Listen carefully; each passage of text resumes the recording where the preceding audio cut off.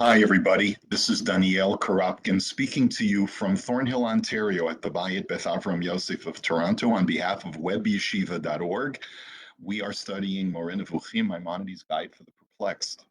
And we are at a special time today, an hour earlier, just because of some scheduling conflicts. So those of you who miss our regular time will be able to watch or listen to this recording at some later time. We are in the middle of a very extensive chapter, quite an important chapter, I believe, for the Rambam's project. One of the Rambam's primary projects is to explain to the greatest extent that he feels that he can to a larger audience, is to explain the whole concept of Ma'aseh Bereshit.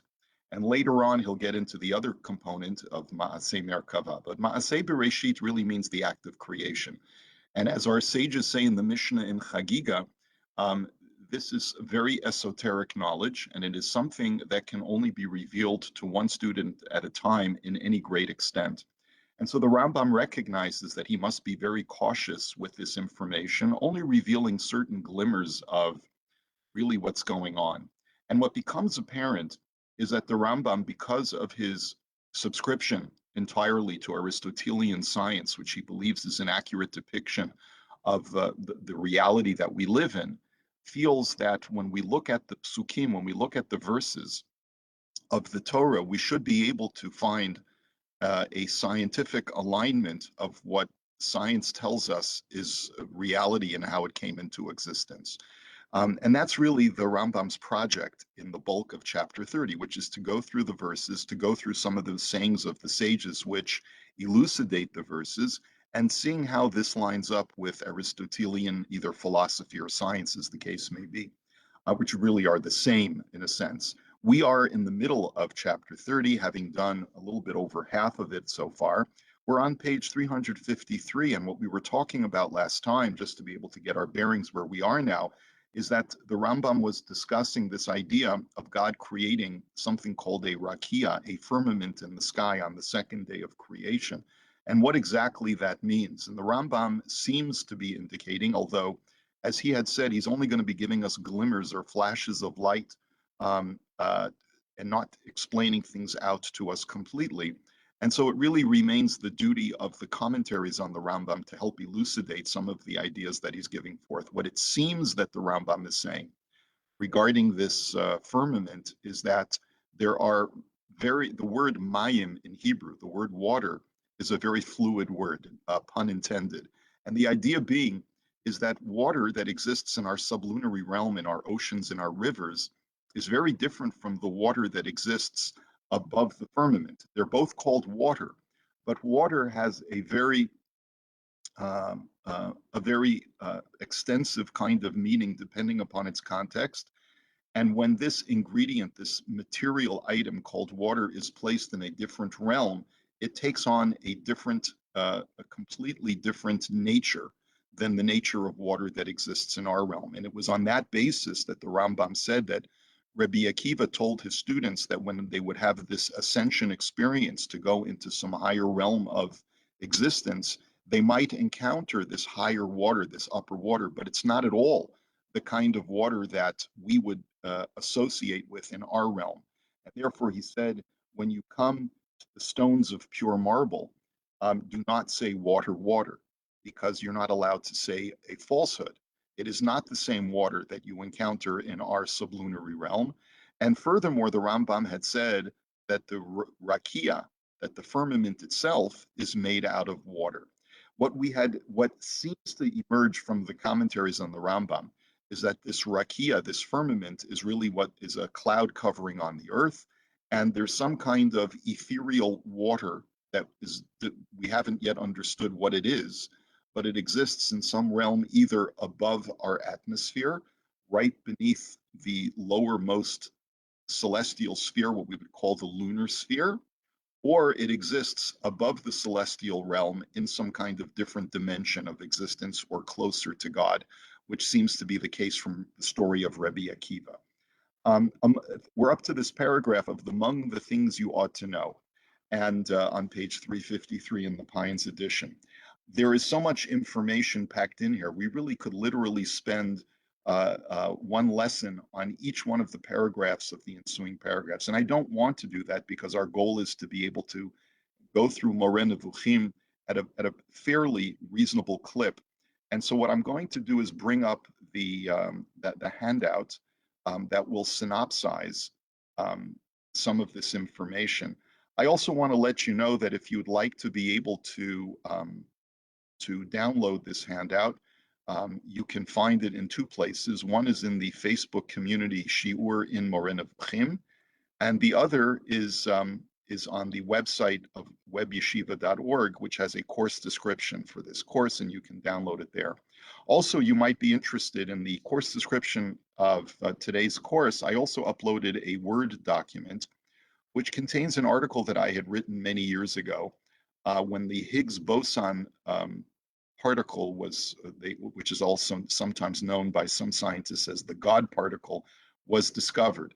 And at that time, I engaged in speculation that perhaps this had to do with the rakia, the firmament that God created in heaven. And my excuse for being able to try and read it into the Genesis story is because, based on the Rambam and other commentaries, we see that there is a value, there is even a virtue in trying to take what modern day science tells us about our physical universe and trying to read that back in the psukim of the Chumash. Now, arguably, the Rambam was basing himself on outdated science, obsolete science, the Aristotelian model or depiction of reality. If the Rambam had been alive today, when Aristotle is passe, he might write this chapter completely differently based upon Newtonian physics and quantum physics. We don't know. And therefore, the idea of looking at the psukim and extracting scientific data from the psukim, though itself is a virtuous exercise.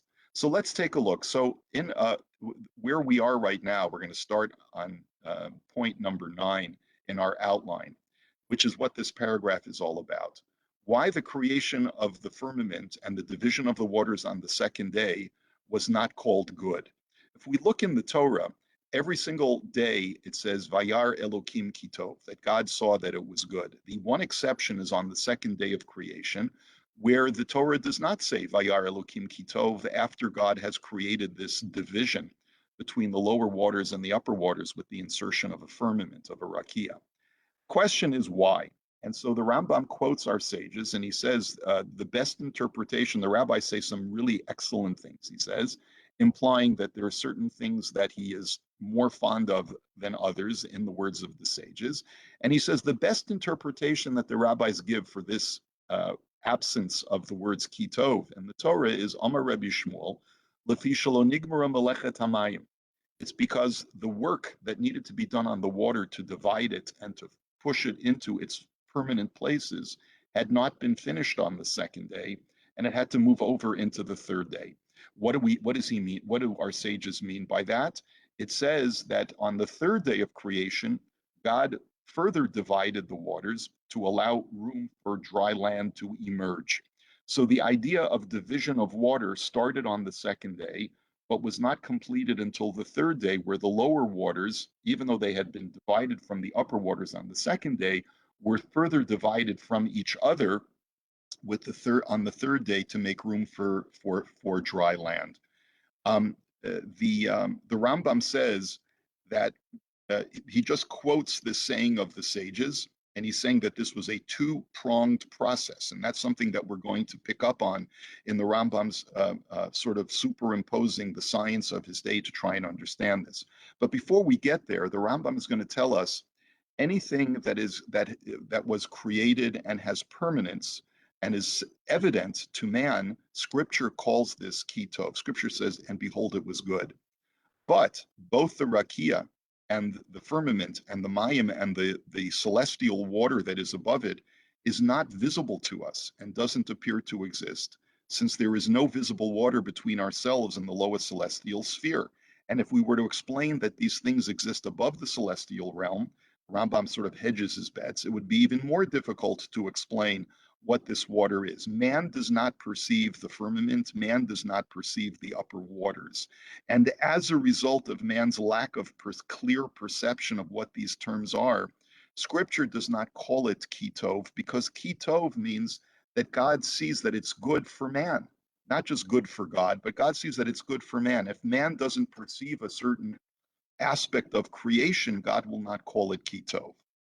And then the Rambam says the true meaning of these terms is mysterious and is meant to be hidden from the masses. If so, how can we call this kitov?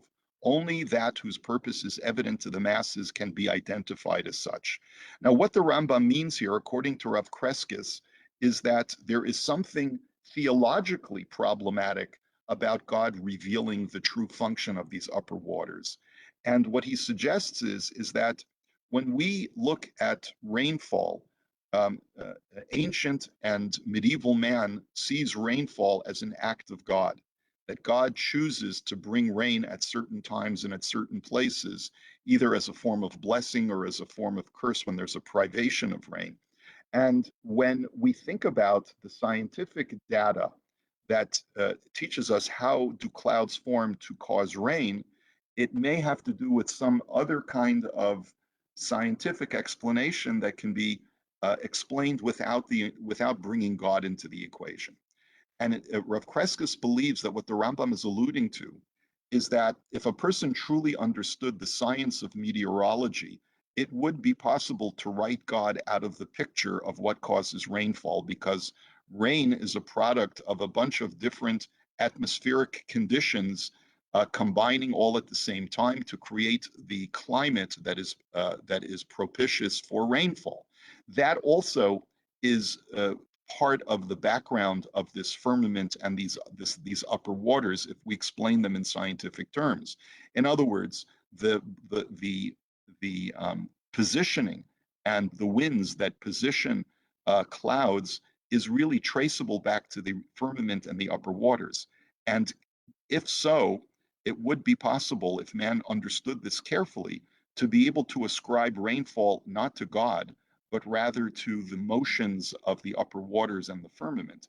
And if so, that is something that God does not wish to reveal overtly, because it could cause man to start losing his belief in God. I find this very interesting because essentially what the Rambam is suggesting, at least according to Rav Kreskis, is that certain information is obscured by the Torah because God put into motion a mechanistic kind of universe, like a Newtonian mechanism that is described by Isaac Newton, that the world is a wound up clock, and you don't really need a teleological God to actively run the universe, right? And that's not something that the Torah wishes to reveal overtly because it could cause man to heresy. Now, of course, we live in a mechanistic outlook of the universe since Sir Isaac Newton. And if so, how do we reconcile that with our belief in God? That's a discussion for another time, but it should be noted that the religious community, Jewish community included, was able to reconcile the fact that the universe runs mechanistically and does not need a God constantly overseeing it in order for it to work, and still believes strongly and adheres to a belief in God who is maintaining the ticking clock of our universe that runs through the different forces of gravity and centrifugal force and meteorology and so forth. And then the Rambam tells us a second explanation as to why the Torah does not say kitov, and that is, I cannot help but adding for you the following explanation. The formation of clouds and mists is not an end unto itself, but rather a means to an end, which is the formation of dry land through dehydration. The Ephodi commentary explains that the reason why God created these upper waters, which includes a cloud cover according to the commentaries, is that the clouds, it was believed in the Rambam's time, the function of clouds is to remove some of the moisture from the soil. In other words, we believe this as well, that there's a process of evaporation that takes place in the soil, and the evaporated particles of water ascend upwards because they are lighter than air, and they eventually form into clouds. This evaporation takes place from the oceans and from the moisture of over dry land. But the medieval belief is that clouds are necessary to draw off any excess moisture that exists in the soil in order to allow the soil the proper climate in which to grow plant life. As such, the function of clouds is primarily to prime soil for growth. It is not an end unto itself, but it's rather a means to an end. And this too explains why it cannot receive the appellation of kitov, because kitov is said that something is good inherently for its own purpose, not if it's just there to help another component of creation come to fruition. Point number 10. Some of the events described in Genesis chapter 2 are really explanations of the 6 days of creation. And what the Rambam is getting to over here is that when we look at subsequent chapters, chapters 2 and chapter 3, where the Torah recaps the story of creation, the Rambam wants to make sure we understand that the entire description of the creation of man and woman in chapter 2 and the entire description of the events that take place in chapter 3 of the sin of eating from the tree of knowledge, those all took place during the 6 days of creation. This is something that is confirmed by our sages who say that Adam sinned on the day, the same day that he was created, on that Friday that he was created. But here he gives an example, a different example. When the Torah states, Ve'ed ya'aleh min haaretz, in chapter 2, it says that a mist would rise from the earth, and that would cause the proper hydration of the soil. It means, as Uncle says, a mist had lifted up from the ground on the third day of creation, meaning that God created a scientific process where moisture off of the earth evaporates, the earth dehydrates, and therefore created the ability for it to grow plant life. This is also supported by the previous verse, that this process of the dehydration of the soil took place before anything grew on the third day. And this also connects why it doesn't say kitov on the second day, because what the Torah is basically saying in chapter 2 in its recap is basically explaining how the formation of the upper, or the firmament and the upper waters, was done as a means of allowing plant life to grow on dry land. Point number 11. Light and darkness described on the first day of creation are responsible for the different compounds of the elements. And here the Rambam is getting really into Aristotelian science now, where he says, the belief is there are four basic elements: earth, wind, fire, and water. And how do these elements combine to create the very disparate components of the physical world in which we live? Well, certain elements combine with other elements, and it is primarily the motion of the spheres that causes the elements to combine. That was the Aristotelian theory of the celestial spheres. Through their motion, cause different elements to swirl into each other and combine and form specific discrete objects. But what causes different elements to combine with others?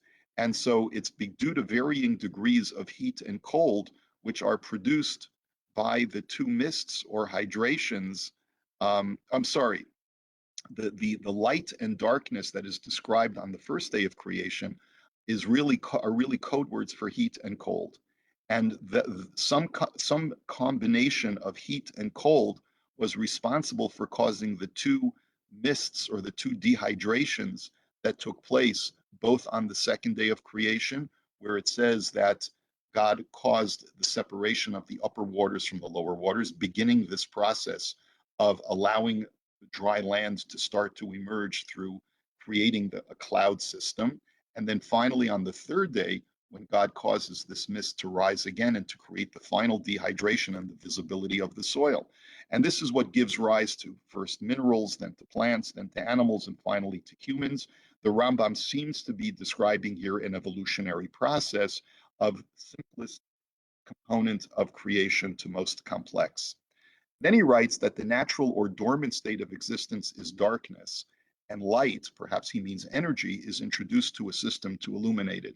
And here the Rambam is reflecting upon natural science that we believe even to this day, that you leave a system dormant, devoid of energy, and there is no light. And that's why there's no light in space, right? You need to introduce light to a system in order for it to be illuminated. There's no such thing as natural illumination.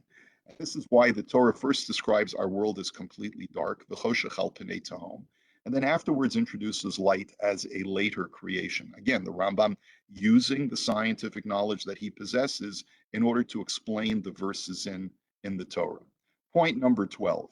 Our sages declare that everything was created in its perfect state. And here the Rambam is going to be, again, introducing words of our sages to help us understand that the sages were there to illuminate our understanding of creation based on real science. And here the Rambam quotes a statement from the Talmud, which is Kol Maaseh Bereshit B'Komatan Nivru, that every act of creation was created in its fully mature state, L'Da'atan Nivru, according to its proper form. That's the way he translates it. And L'Tzivyonan Nivru, according to their proper accidents, which are, remember in philosophical terminology, an accident is an attribute of an object such as its color, its texture, its size, that is not inherent to its essence, but rather is a feature or a quality that is added on to its essential nature. Since this initial creation emanated directly from God, it was fully in its fully formed and perfected state, devoid of mutations and imperfections that creep into subsequent generations of creation.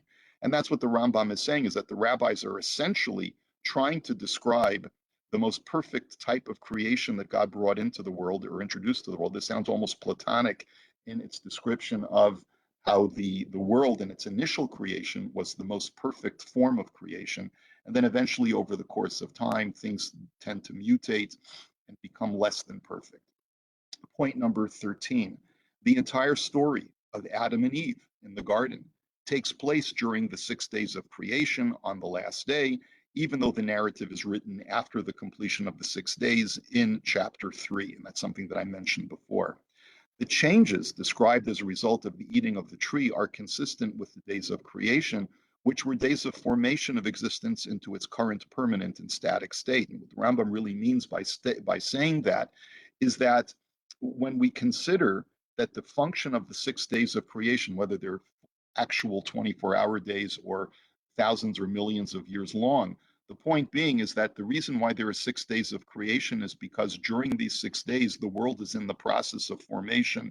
It's going through a process of evolution to achieve its final static perfection at the end of those 6 days of creation. If so, any fundamental change that Adam and Eve underwent as human beings must have taken place during the 6 days of creation and not afterwards.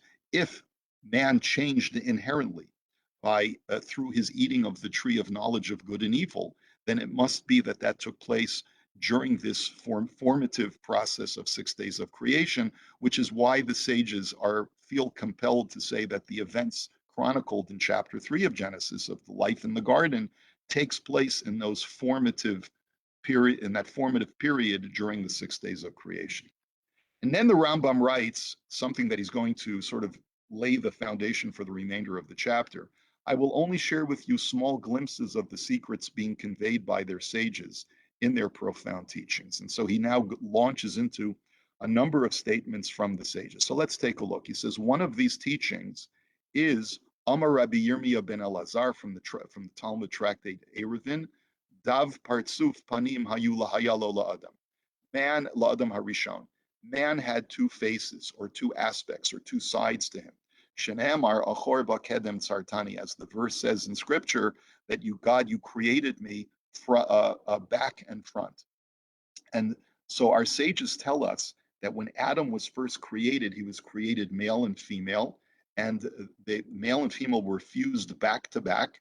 And when it says that God created Eve, it means that he separated this hybrid creation of both male and female and separated them into both male and female. And therefore when scripture talks about Eve being taken from Adam's selah, which many translate as a rib or a bone, really our sages interpret the word selah as from one of man's sides, from his backside, meaning that God divided the backside of man from his front side to create woman from man. And the Rambam quotes the word selah from the construction of the Mishkan in the book of Exodus to indicate to us that the word selah does not really mean a rib or a bone, but rather in this context it means a full side or a flank of man. In this sense, man and woman are two, but they're also one. So our sages are trying to depict for us that male and female are really the same person, just two beings that are really one, because originally they were created as one unitary being, male and female, a hybrid, and then they were separated afterwards. And then the Rambam writes a very cryptic statement: how great is the ignorance of him who does not understand that all this is necessary with a view to a certain notion. Now, how more cryptic can you possibly get from that statement? So you have to look at the commentaries here, and the Ephodi and the Shem Tov commentaries both tell us that this means what the Rambam is really alluding to is something that you'll find replete in the writings of the Maharal of Prague, who also is an Aristotelian in his outlook and his philosophy. That the world is a composite of two opposites, form and matter. And we've talked about this extensively in the past, that this was Aristotelian science, that when you have a chair, you have the matter of the chair, which is the wood, and the form of the chair, which comes from the mind of the carpenter, from the intellect of the carpenter, which causes the wood to assume a certain shape. And you could look at everything that exists in our world and say that it is comprised of this hybridization of form and matter. And the fact of the matter is, the Rambam looks at the account of creation somewhat metaphorically in this context. Not that he's necessarily denying that the events occurred literally as the Torah describes it. We're not going to get into that today. But certainly the Rambam is saying is that there is a deeper meaning to just the pshat, to just the surface narrative of God creating man and woman. Man and woman are metaphors for respectively form and matter. The male represents the form which is imbued within matter, just like a man inseminates a woman, and matter is the receiver, is the that which receives the form of the male, and that's therefore the female. And while form and matter can exist independently of each other, this is only in theory, but not in the real world, where form cannot exist with matter and without matter, and matter cannot exist without form. And therefore, what the Torah is trying to describe to us when it says that God separated male and female, it means that really they're meant to be always united, even though they are two disparate components of existence. Okay, point, again, using Aristotelian logic or philosophy. Point number 14. We talk now, the Rambam launches into a discussion of the serpent. And the Rambam says that our sages tell us that the serpent, the Nachash, had a rider, someone who was a separate being who was riding on the serpent. And we'll just quickly read through the Medrash in Pirkei de Rabbi Eliezer that the Rambam is quoting. He says, V'haya Samael Hasar Hagadol Sheba Shamayim, that this angel called Samael, which is also known as the Satan, was the most powerful angel in all of heaven. Lakach et akat shelo v'yarad. He takes his entourage and goes down into our physical realm when he sees the creation of man, becomes either jealous or contemptuous of man. V'ra'a kol habriot shebara kodesh baruch hu. And he sees all the other creations that God has made. V'lo matzah chacham lehara kanachash. And he chooses the serpent to be his agent to try and harm man, because he sees the serpent as the most cunning of creatures. V'haya demuto kemin gamal. The form of the serpent looked initially like a camel, which the commentaries explain is that sometimes things are not what they appear to be, because a snake has the ability to prop itself up and to expand its neck and to make itself look much larger than it really is. This is all a metaphor for something deeper. Ve'alav v'rachav alav, and then the angel Samael went on top of the serpent and acted as its rider. And this can be compared to a la'adam sheyesh bo ruach ra'ah. A man is possessed by an evil spirit or some kind of psychotic episode. V'chol hamasim shu osa mida'ato hu oseh. V'chol hadvarim shu medaber mida'ato hu medaber. He says, "Valo eino osa el midat ruach ra'ah sheyesh alav." That when a person is sort of possessed by an evil spirit, you see him behaving in a certain way and you think that it's him behaving, but it's really him being possessed or manipulated by an evil spirit. כך הנחש כל מעשיו שעשה וכל דבריו שדיבר לא דיבר ולא עשה אלא מדעתו של סמאל. Similarly, you see a serpent. The serpent did not have any independent ability to speak or to manipulate man as is described in the story, but it was rather the angel Samael that entered or on top of the snake, so to speak, or possessed the snake and caused the snake to do his bidding. Now, the Rambam doesn't really elaborate on this idea very much. But you look at the commentaries and they say that this is a reference to man's imagination faculty. Man's intellect, man's imagination faculty is triggered by his desires. The Satan represents man's yetzer hara, his evil inclination, his desires, his lusts, and a man's desires cause him to imagine illusory things like making a serpent seem like it's the size of a camel, which really isn't there. And this causes the human being to be completely swayed and having his thoughts distorted. And that's really what this narrative of the serpent being ridden by the angel Samael is supposed to represent. The name Samael is significant because, and as the Rambam says, these words, Samael and Nachash, are significant words. The word Samael comes from the word lisame, which is to blind. The word for serpent is nachash, and it also means divination, and that one who divines tries to circumvent and manipulate the natural order to do his desires. And this is essentially what the nachash was doing. It was trying to manipulate Adam and Eve. And this is the same Samael who, according to the sages, tried to tempt both Abraham and Isaac and dissuade them from the Akedah. And what the Rambam essentially says is that what this means is that this was something that entered into the minds of both Isaac and Abraham, that there was some kind of image that was placed in their minds by their imagination faculty that is triggered by their evil inclination to give them some kind of thought that it would be better not to carry through with the Akedah.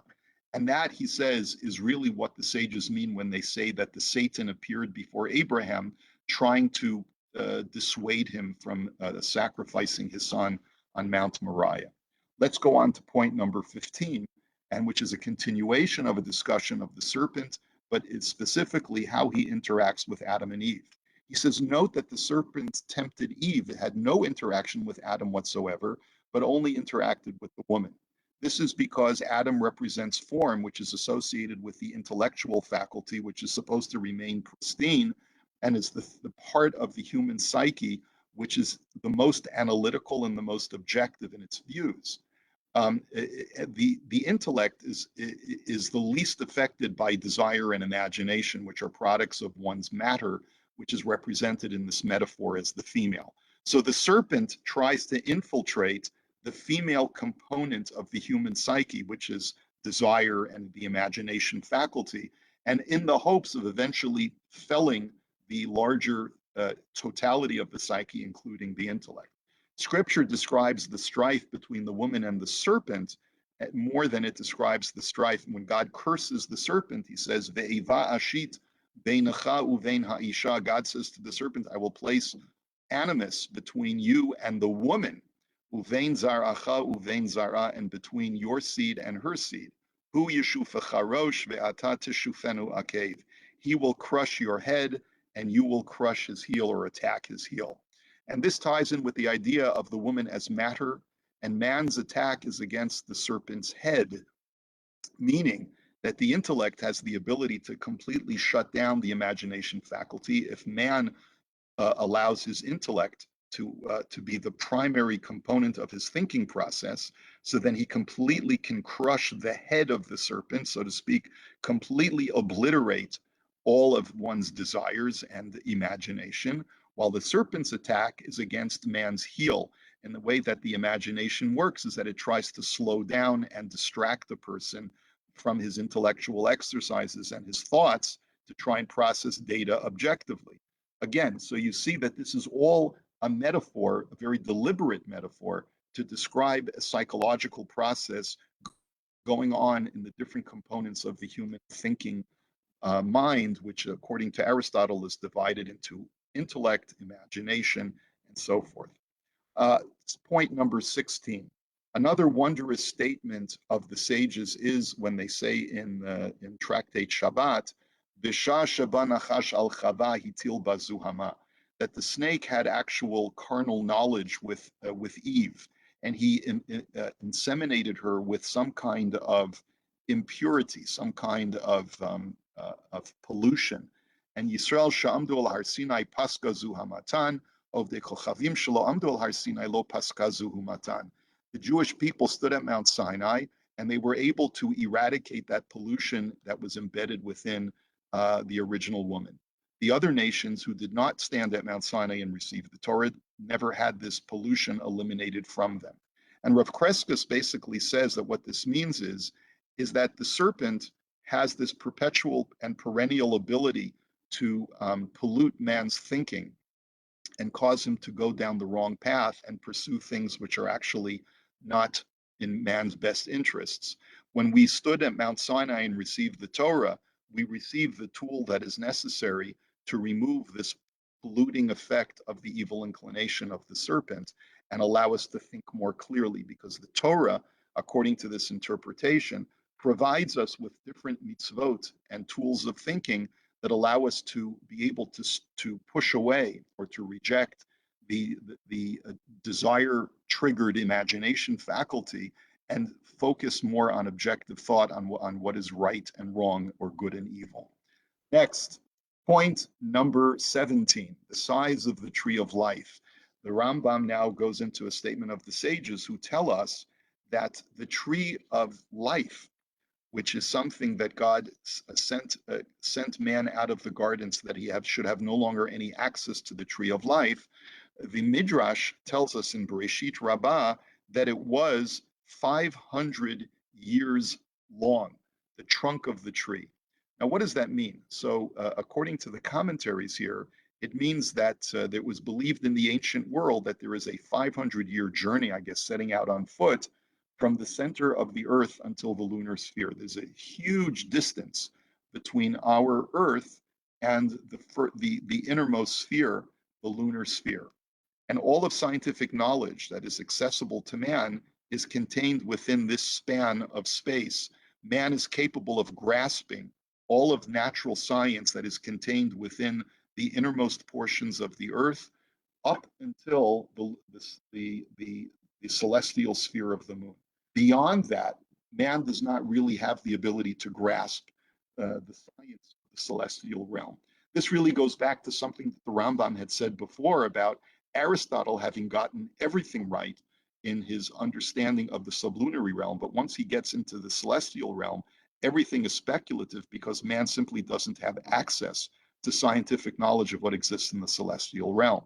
And the Rambam says this is really what our sages are alluding to when they talk about the tree of life spanning this very, very vast length from its roots all the way to the top of the tree, is that this refers to the scope of man's ability to grasp knowledge of reality.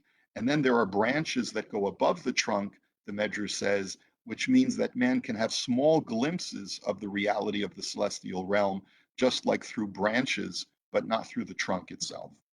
Then, point number 18, the tree of knowledge. In other words, what kind of tree was the tree of knowledge?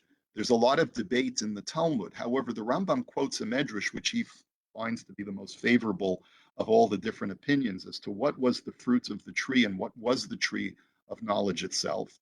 And he quotes a medrash that says, Chas v'shalom, lo gila hakadosh baruch hu oto ilan la'adam, velo atid legaloto. God never revealed to us what that tree was, and he will never reveal to us what that tree was. God specifically obscured the identity of the tree of knowledge and did not tell us what species of tree it was. Re'eh makiti va'esa asher, v'isha asher tikavel kol beiman. And the Medrash gives an analogy. It says that if a woman is mounted by an animal committing the sin of bestiality, then you put both the woman and the animal to death. So you see that even though the animal is not responsible for its behavior, but you don't want to embarrass the woman by having the animal remain alive. And therefore, similarly, We don't want to embarrass mankind by identifying the tree of knowledge and saying, oh, you see that tree over there? That's the tree that Adam and Eve ate from.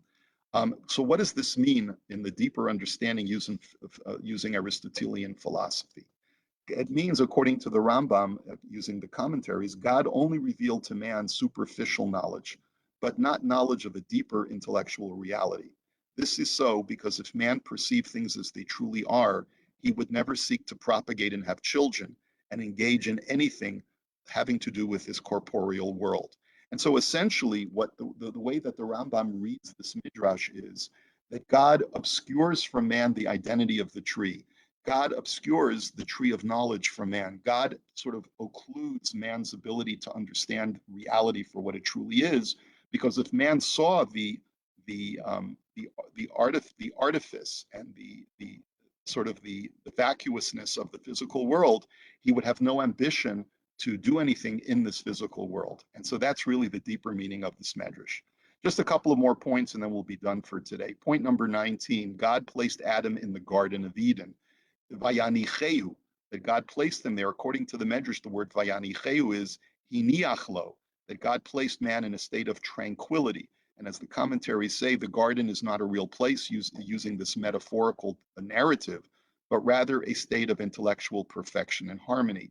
In other words, when God first created man, he created him within a state of equanimity, giving him all of the resources he would need to have a tranquil and peaceful life.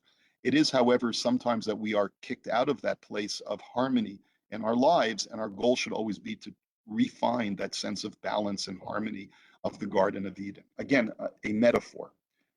Point number 20, the sons of Adam are Cain, Hevel, and Shet. Those are the three sons. This is also metaphor. Cain represents the drive to acquire physical power and goods, from the word Cain, to be konet, to acquire.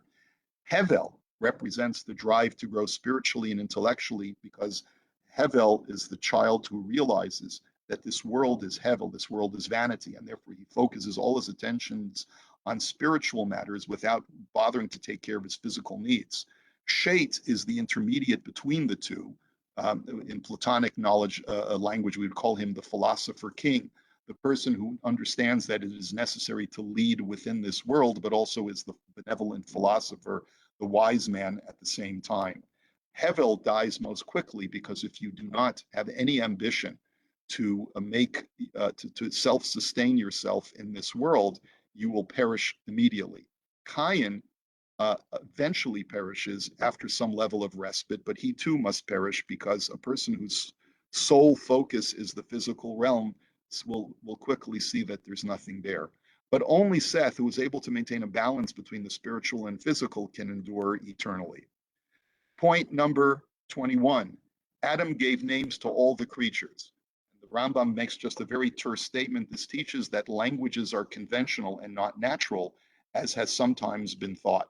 And what the commentaries explain that the Rambam means is that man is in control of deciding what names are given to the object of this world, contrary to some scientists who believe that words evolve naturally, and the languages that form in different parts of the world form that way based on natural scientific climatic and atmospheric conditions of that particular place. So the people of France developed French because of the atmospheric conditions in a country called France, and therefore they were forced to speak French. The Rambam says, no, no, no, no, he's not having any of that. When the Torah says that man, Adam, deliberately and of his own free will, gave each component of creation a name, it means that man is in charge of creating conventions in language at his whim, and it is not forced upon him by any kind of external influence. And that is how languages form.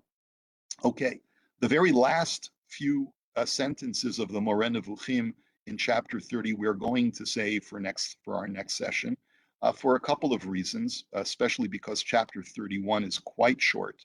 And we're going to have a break now for a few weeks. We'll be reconvening at the beginning of September. So I'm going to leave the last portion of chapter 30, which is just really just a couple of paragraphs, and we'll conclude chapter 30 then. and we'll inform you when our class is starting up again at the beginning of September. In the meantime, I wish you an enjoyable remainder of the summer, and we'll see you Bezrat Hashem soon. Thanks. Take care now, everybody.